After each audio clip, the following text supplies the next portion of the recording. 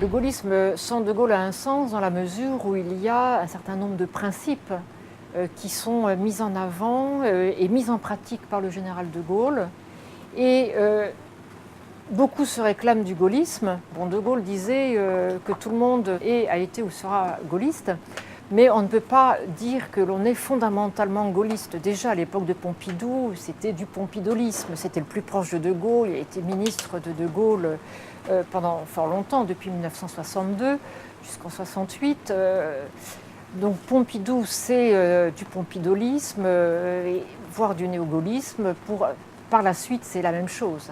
Et de moins en moins, ceux qui se réclament d'un parti gaulliste ou d'un mouvement gaulliste sont véritablement des gaullistes. Je dirais à ce sujet, puisque j'ai le plaisir de vous voir et de vous parler, c'est-à-dire à ce qui arrivera quand De Gaulle aura disparu, je vous dis ceci. Ce qui est à redouter, à mon sens, après l'événement dont je parle, ce n'est pas le vide politique, c'est plutôt le trop-plein. Mesdames, Messieurs, je vous remercie de votre aimable attention.